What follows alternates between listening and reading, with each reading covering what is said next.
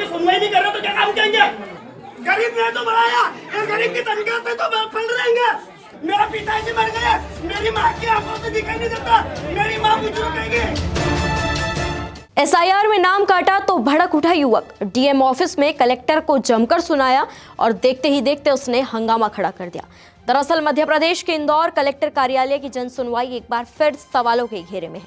मंगलवार को कलेक्ट्रेट परिसर में उस वक्त हंगामा मच गया जब एक गरीब युवक अपनी ही सरकार से टूटकर भिड़ गया।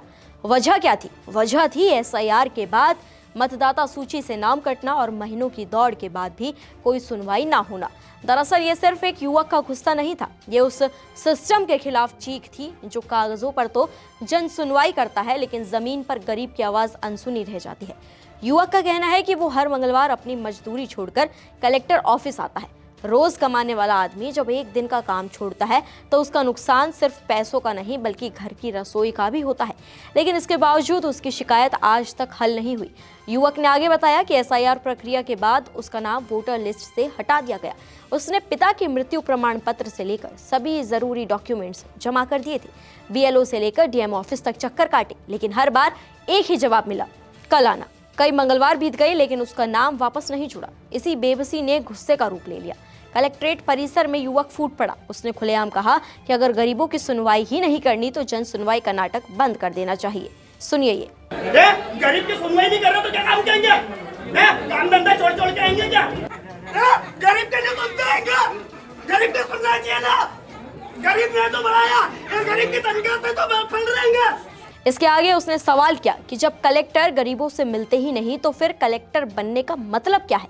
इस दौरान माहौल इतना तनावपूर्ण हो गया कि कुछ देर के लिए अफरा तफरी मच गई।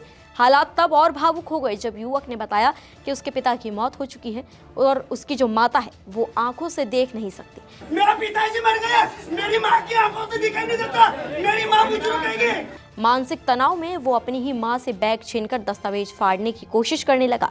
ये दृश्य सिर्फ प्रशासन के लिए नहीं बल्कि पूरे समाज के लिए झकझोर देने वाला था, जहां एक नागरिक अपने अधिकार के लिए खुद को तोड़ने पर मजबूर हो जाए।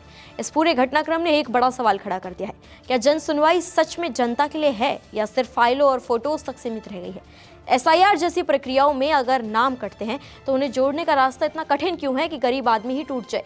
आज इंदौर कलेक्ट्रेट में हुआ हंगामा कोई अपवाद नहीं है, यह उस बढ़ती दूरी का संकेत है जो प्रशासन और आम आदमी के बीच बनती जा रही है।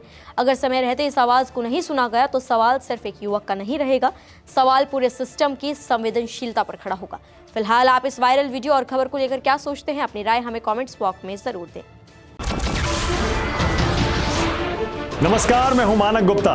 अगर आपको हमारा ये वीडियो पसंद आया हो तो इसे लाइक और शेयर जरूर करें और हाँ, हमें सब्सक्राइब और फॉलो करना ना भूलें ताकि आप देश और दुनिया की कोई खबर मिस ना करें। तो जुड़े रहिए हमारे साथ और देखते रहिए न्यूज़ 24।